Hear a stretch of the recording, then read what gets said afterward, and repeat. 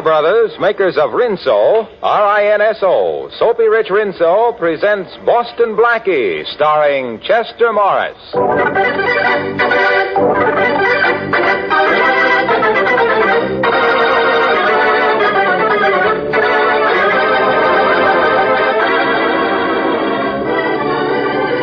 A string of valuable pearls was stolen sometime today from this shop. Huh? I personally took them out of the safe and put them in the showcase this morning. Might be an inside job. How about your employees, Mr. Gordon? Well, just those two women you see behind the counters, that's all. Huh? Mrs. Phillips, the short, gray-haired woman, has been here 20, came with us 18 years ago. And I trust both of them implicit bonded delivery service. And nobody came into the shop today except regular customers, eh?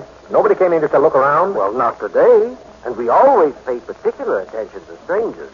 Do you have any kind of a record of people who did come in? Yes, we have a complete list.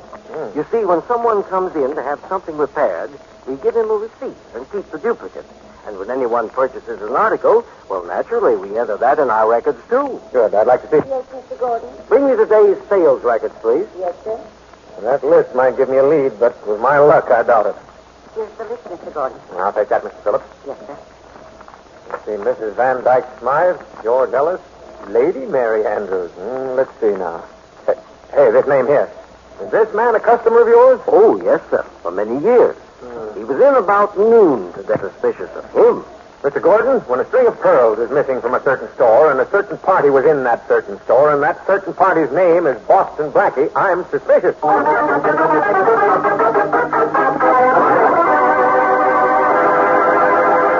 In a few moments, we'll meet Boston Blackie. But right now, I'm told by the best authorities that when you ladies set out to buy a dress, you're mighty particular about the color. And so it stands to reason that once you've got exactly the right color, the one that does the most for you is the expression, I believe, you do your level best to see that it stays that color by the most careful laundering. Yes, you'd pick a soap you know to be reliable, like Soapy Rich Rinso, for instance. For you see, Rinso's peppy suds get out more dirt, but they're safe for washable colors. Leave them crisp and vivid even after dozens and dozens of washings. And because you don't have to do any hard scrubbing or boiling with Rinso, your clothes will stay new-looking longer. So better get Rinso before next wash day, for an easier wash day, and for a wash that's Rinso bright and Rinso white. And now to the latest adventure of Boston Blackie. Enemy to those who make him an enemy, friend to those who have no friend.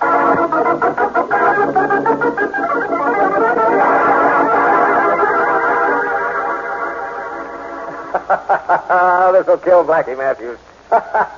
I'll have him so cold he could refrigerate a warehouse. Well, I don't know, Inspector. I don't know. Oh, you don't know. Of course you don't know. Get this set up. From Gordon's jewelry shop today when he left his watch to be repaired. You going to pick him up, Inspector? No, not now. But tomorrow. Tomorrow he's going to call for his watch, and there's going to be a tray full of very valuable stones, practically under his nose.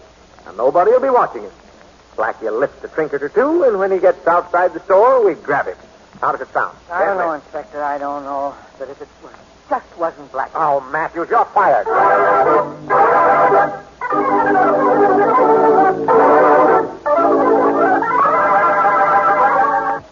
Blackie. Hey, Blackie. Faraday been here, Blackie, has he? Well, not that I can remember. I haven't seen the inspector in a week. You know, I think I'm on his hate parade. Oh, you'll be seeing him, Blackie. Yes? The boy just tipped me off that he's after you for lifting a string of pearls from the Gordon jewelry shop this afternoon. Well, isn't that nice? I didn't take them, Shorty. I know, but that ain't going to stop Faraday from trying to pin it on you. Oh, he does that from force of habit. By the way, I left my watch to be fixed at Gordon's this noon. Oh, that's probably what gave Faraday his big idea. Yes, and you say a string of pearls is missing, huh? Well, that's what the man said.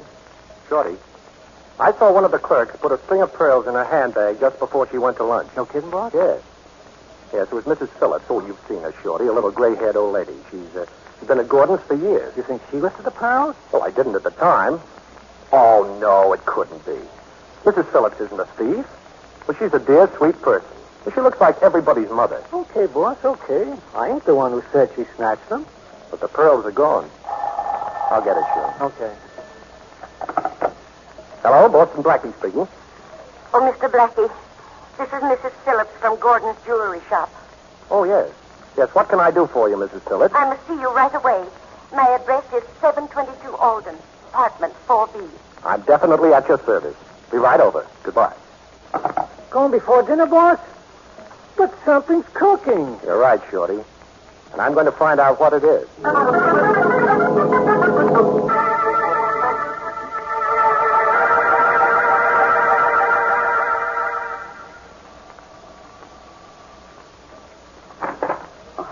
Good evening, Mr. Blackie. How do you do, Mrs. Phillips? Won't you come in? Thank you. I'm sorry Mr. Phillips isn't here. Lodge nights, you know. It's been his one night a week with the boys for the last 35 years. Oh, I see. Well, what did you want to see me about, Mrs. Phillips? Mr. Blackie, I understand you're suspected of taking a string of pearls from the Gordon jewelry shop. I heard Inspector Faraday tell Mr. Gordon. That's right. He thinks I took them, and I think you did. Oh. You see, I saw you put those pearls in your handbag. You saw me? Uh-huh. Oh, Mr. Blackie, please. Please don't say anything to anybody about this, please. Well, I'm afraid I'll have to, Mrs. Phillips, if the police get too annoyed. I'm sorry I've implicated you. It's been on my mind all evening. That's why I phoned you. Now, look. Look, suppose you just put those pearls back in the morning, and then there won't be any trouble. Now, how's that? But I can't do that. I haven't got them. Did you sell them? You know they could be traced to you if you did. I didn't sell them. Oh, please. I can't tell you anything about them. I'm in terrible trouble. Well, why not let me help you, Mrs. Phillips? Nobody can help me. It's something that happened years ago, but I don't dare tell you about it. Don't dare, huh? Sounds as if somebody was blackmailing you. Does your husband know? No, he mustn't ever know. It would kill him. Well, of course you know your blackmailer won't be satisfied with just the pearls, Mrs. Phillips. Next he'll want something else. You'll never be rid of him unless he stops. I'm afraid to tell you anything, Mr. Blackie. But you're right. He isn't satisfied with just the pearls. He told me when I gave them to him. Oh. Uh-huh. I see. He doesn't waste much time, does he? What is it he wants now, Mrs. Phillips? Come on, please tell me. A ruby. A 20-carat ruby we have in stock. I see. And what would happen if he didn't get the ruby? Something terrible. But I won't let it happen. It mustn't happen. I'll get him what he wants. Well, perhaps what he wants won't be there for you to take tomorrow. You mean you'd take it first? Well, Oh, you couldn't. You mustn't for your own sake as well as mine. for my sake. Yes. This morning, Inspector Faraday told Mr. Gordon that he was going to lay a trap for you tomorrow when you come for your watch. They're going to put some jewels on the counter where you can get them easily, and then they're going to arrest you as you leave the store. Oh, they are they? That's very interesting. You won't take that ruby now, will you, Mr. Blackie? I've got to get it. To keep someone from talking. Well, I don't know, Mrs. Phillips. I've got an idea that from now on, I'm going to do all your talking for you.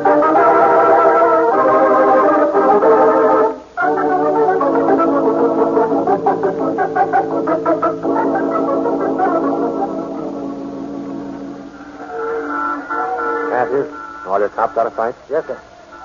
Hey, there's Blackie's car now, just coming along the street. You see it? Yeah, almost opposite the store. He's driving pretty slow. Come on, Matthews. Let's get out of sight. Okay. Blackie, you're crazy. Here we were yesterday minding our own business. No pearls, no rubies, no trouble.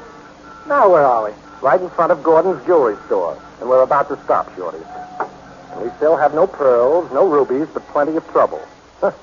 And I'm afraid we're going to have more. You mean you're going across the street to Gordon's and lift that ruby like you said? Certainly. Mrs. Phillips is in trouble, and I'm going to help her. Uh-huh. I'd like to meet whoever's blackmailing that lovely old lady, Shorty. And that ruby is going to be my introduction. Okay. So you meet him, so you take care of him. That old lady still stole the pearls. That's still a crime. I'll get those pearls back. And give her the ruby to put back, too. Then nobody will be hurt. Except our blackmailing friend. Well, what about the trap Faraday set for you? Oh, that? Well, that makes it more interesting, Shorty. You see this cigar? Yeah, sure, I see it. Well, look. The center is hollowed out. Uh-huh. That's why you're here. You brought me along because the center of the cigar has a hole in it? That's right. Now, when I come out of the store, I'll be smoking a cigar, and when Faraday grabs me, I'm going to be so surprised, I'm going to drop it. And you're going to pick it up. Me, boss? Mhm. I'm going to pick up a butt just like the old days? That's right, Shorty. And you're going to take very good care of it. Because in that hole in the cigar, there's going to be a 20-carat ruby. So long. Okay, Blackie. Good luck. Thanks.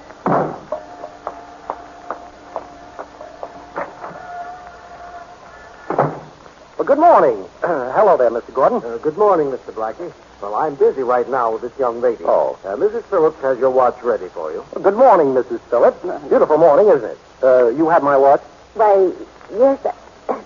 Oh, it's this cigar. I'm sorry, Mrs. Phillips. Oh, my, what lovely rubies. Here's your watch, Mr. Blackie. That will be $5. Please don't touch the ruby. $5, huh? Well, thank you very much. Here you are. Goodbye, Mrs. Phillips. Mr. Blackie, you shouldn't have... Goodbye, Mr. Gordon. I'll take another step, Blackie. Oh, Inspector Farragut. Oh. Well, you startled me. Yeah, I see. Now get back in that store and keep your hands in the air. Matthews? Yeah, Inspector. Now get the boys on all sides of Mr. Boston Blackie. We're going back in the store and searching. Hey, the ruby's missing. No. He took the ruby. Take it easy, Mr. Gordon. Of course you took it. I told you he would, didn't I? Yes, but when will I get it back? Just as soon as we search Blackie. Which we're going to do in the back room right now, Mr. Gordon. Boys are ready, Inspector. Good. Well, it's nice of you, Inspector, to have provided a police escort back into the store. Don't mention it, Blackie. You make bad bargains. What do you mean? You've only had that ruby 30 seconds, and it's going to cost you 30 years. Now, let's get back in the other room and start this search. By the way, Inspector, don't forget to look in my pocket.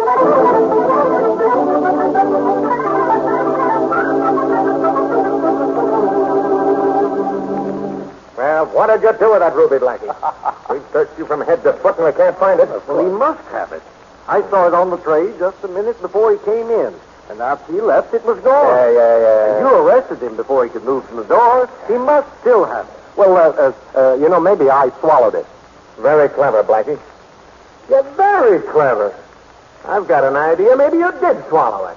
Are you kidding? Well, we'll soon find out. I'm going to see what you look like behind a fluoroscope. I see. You want to get the inside story.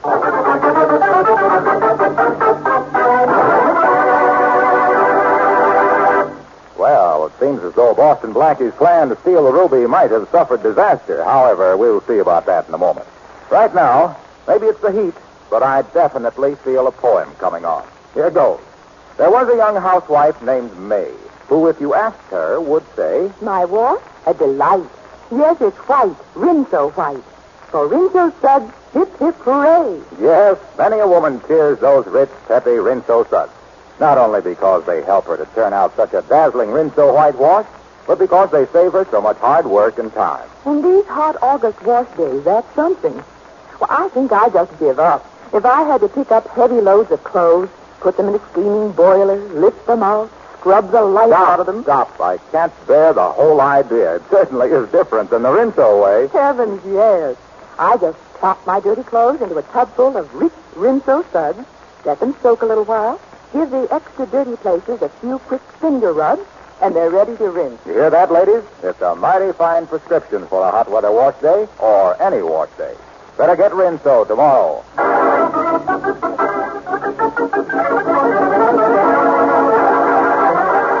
And now back to Chester Morris as Boston Blackie. In order to deal with the unknown man who is threatening aged Mrs. Mary Phillips, Boston Blackie has stolen a 20-carat ruby from the Gordon jewelry shop and hidden it in a cigar. Inspector Faraday has been unable to find the ruby, but now has an idea that Blackie has swallowed it. I didn't swallow the ruby, Inspector. I'm strictly on a milk diet. You'll see, Blackie. As soon as you stand in back of that machine. Faraday, the fact that the ruby was 20 carats is throwing you a little. You see, a ruby is completely indigestible, believe me. Very funny. Now get back of that machine, Blackie. All right. But supposing the ruby doesn't show up. Am I excused for the rest of the day, teacher? Get back of that fluoroscope. All right. Now, how's this? Yeah. Now just stand there. All right. Turn on the machine, Doc. Right. How do I look, Inspector? It's an improvement. I can't. How does this work, Doc? Any object such as a ruby will show up clearly if he has swallowed it. You see anything? Now, don't tell me you see a strange man and I'm going on a date. Me neither. Okay, turn it off. Come on out, Blackie. All right, put your shirt on and then beat it. I can't hold you. Oh, bless you, Faraday. Bless me. You know, it takes a big man to know when he's licked. I'm not licked yet. That's what I mean. Good day, gentlemen.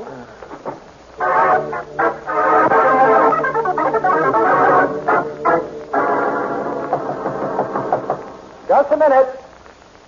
Did spread the rumor that I got away with a ruby, Shorty? Yeah. I spread the story all over town, just like you said, boss. Then if I'm lucky, this is the fish that swallowed the bait. Coming. So, how do you do? Orson Blackie? Yes, that's right. My name's Tom Elliott. I'd like thanks. All right if I sit down? Certainly. Make yourself at home. You can give me the ruby you took from the Gordon jewelry shop this morning. I know you've got it. Oh, you do, huh? Well, why should I give it to you? I believe you're going to want to give it to me. And just why am I going to want to give you the ruby, Mr. Elliott? You know Mrs. North? Ever meet her husband? A wonderful man. They're crazy about each other. Have been for 35 years. Well, what about it? Rather interesting story. You see, before he married her, that's 35 years ago, he escaped from prison. Of course, she didn't know anything about it when she married him. When did she find out? When I told her. Oh. I had to tell her, you see. If I had come to him with this story, I'd have gotten nothing out of him. He'd have committed suicide and given himself up. I see. So you want his wife because you went to his wife because you knew you'd do anything to protect her husband. Even steal to keep him from going back to jail. Is that right? Yeah, that's right. And her long and trustworthy service in the Gordon shop completed the setup. Well, you know, that's just about the way I figured it. Only I didn't know the details. I told them to you for one reason. Yes? If you don't give me the ruby, I intend to turn John Phillips over to the police. Well, do I get it, Blackie? You get it. Good, and I don't want any interference from now on, either. Let's understand that, too. I understand. All right, here's the stone. Now get out of here before I forget that your scheme is foolproof. Goodbye, Mr. Blackie. You're a very... What's up? Tell that man that just left here. Right. I'd like to know why a rat like that lives, and I'd also like to know where.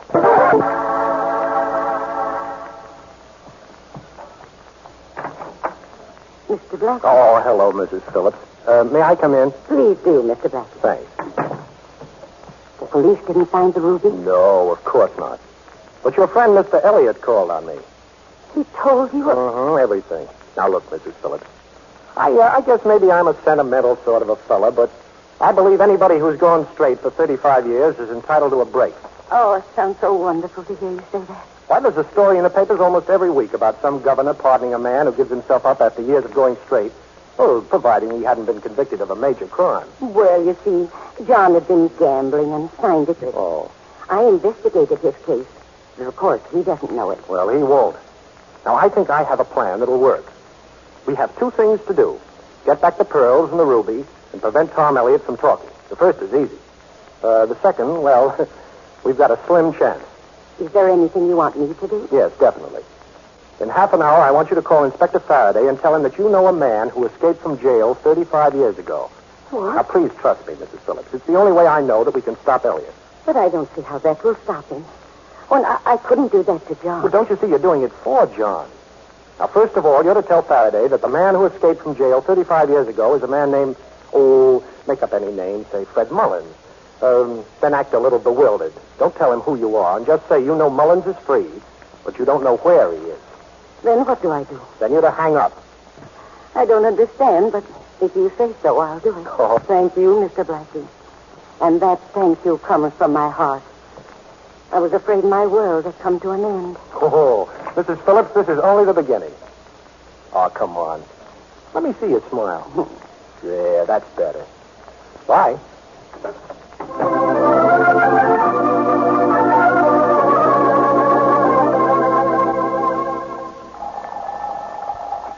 Hello?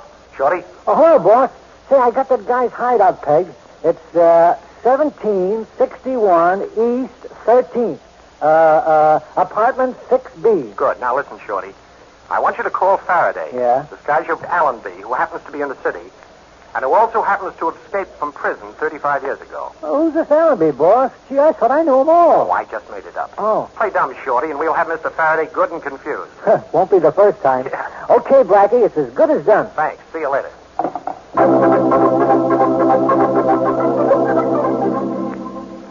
Inspector Faraday, I have some information. Yeah, who is it? Oh, that ain't important, but there's something that is. Huh? You know, I know a man who escaped from jail 35 years ago, and his name is Edward Allenby. Yeah? It'd be a feather in your cap if you arrested him. Look, I got enough feathers now to be an Indian chief. Where is this Allenby? I don't know. What jail did he bust out of? I don't know that either. What is this? April Fool's Day? Goodbye. Faraday talking. I just wanted to tell you, Inspector, that a man named Fred Mullins escaped from jail 35 years ago. You can find him if you hurry, but I don't know where you're to hurry to. Goodbye. Hey, wait a minute.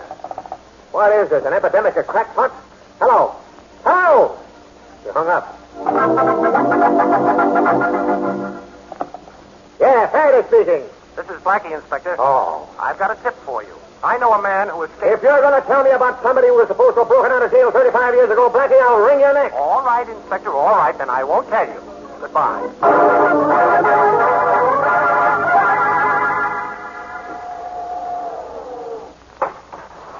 Six, boss. Getting out, please. Thank you.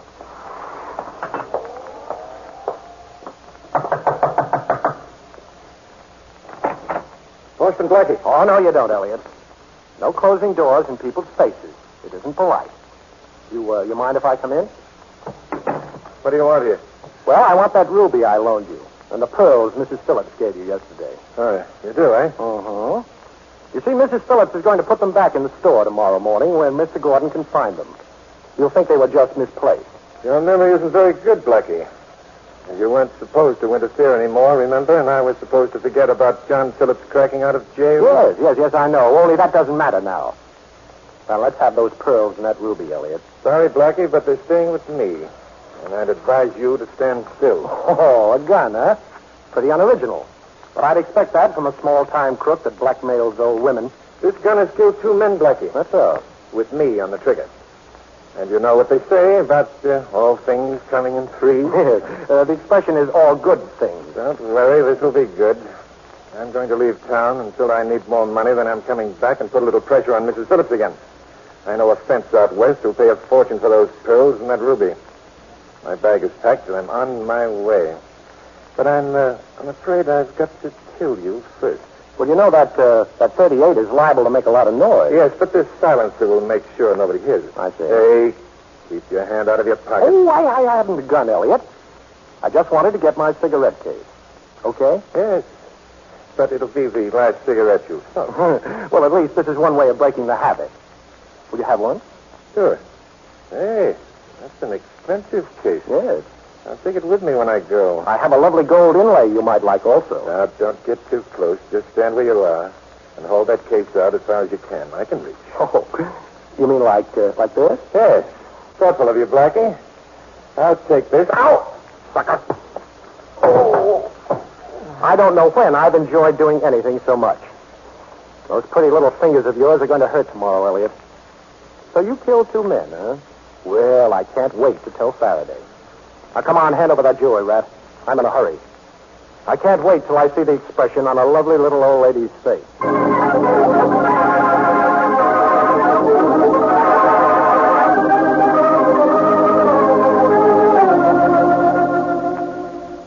All right.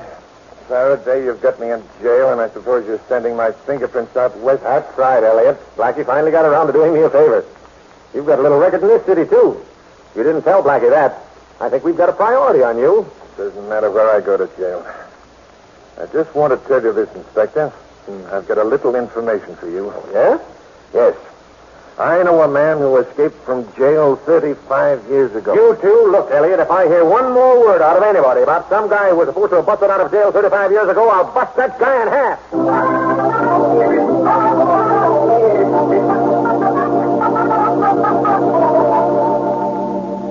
I sent for you, Blackie. On account of you've got a right to know. Oh, thanks. I sent this Elliot's fingerprints out west, and he's wanted for 2 murders, just as you said. Uh-huh. And for one right here in this city, too. No. Thanks for the tip, Blackie. How did you manage to catch up with him? Oh, a little old lady told me. Huh? Yes, so I put 2 and 2 together to coin a phrase, and I said to myself, dear old Faraday. He's been so nice to me lately. What better way of showing my appreciation than to make him a present of a murderer? Thanks, Blackie. Oh, not at all, old man. But by the way, now that you've looked inside my heart, certainly my stomach, did you ever recover the pearls and the ruby? Oh, yeah. Didn't you hear what happened? No. Well, Gordon called to tell me that they were right in the shop all the time.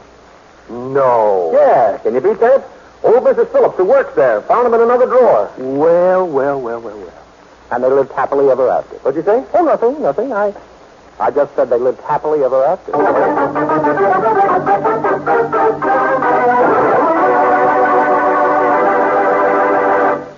In just a moment, we'll hear a preview of next week's exciting adventure with Boston Blackie. Meantime, ladies, I have a real piece of advice for you about dishwashing. I've mentioned it before, but if you haven't done it already, I'd suggest that you tote that big green and yellow Rinso box up from the laundry and see how much simpler the job can be. Yes, Rinso's rich suds really go to town for you in the dishpan. Get dishes, pots, and pans gleaming in a jiffy. Rinso's kind to your hands, too. So get Rinso tomorrow, and be sure to use it on wash day so you can join in the chorus of women who sing their way through washing clothes like this. Rinso white, happy little wash day song.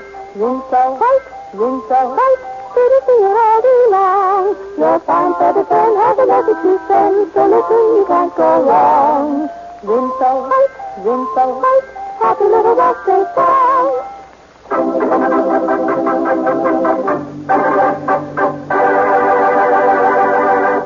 But, Inspector, how do you know Boston Blackie's dead? I told you, Matthews. All I know is some guy called me on the phone and said that after I'd come down here to Blackie's apartment, I could pick up the remains. Who called you? I don't know. He hung up on me.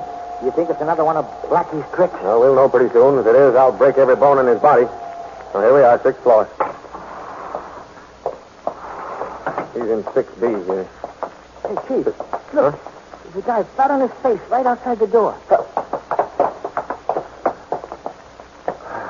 Blackie, I don't believe it.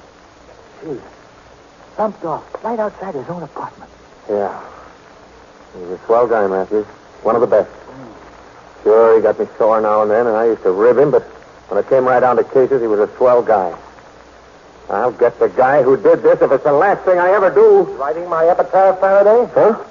I hate to disappoint you, but that body isn't mine. Boston Blackie.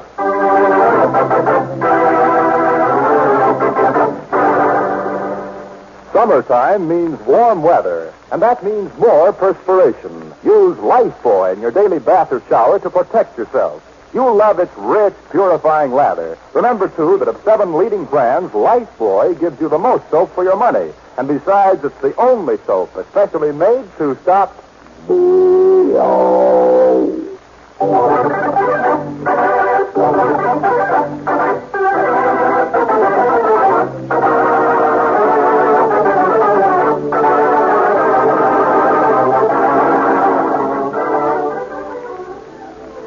Be sure to listen at this same time next week for another exciting adventure with Boston Blackie. You can see Chester Morris as Boston Blackie on the screen at your favorite movie theater. Boston Blackie's latest Columbia picture is One Mysterious Night, soon to be released. Richard Lane appears as Inspector Faraday, music by Charles Cornell. This is Harlow Wilcox saying goodnight for Boston Blackie, brought to you by the makers of Rinso, the soap that gets clothes Rinso White.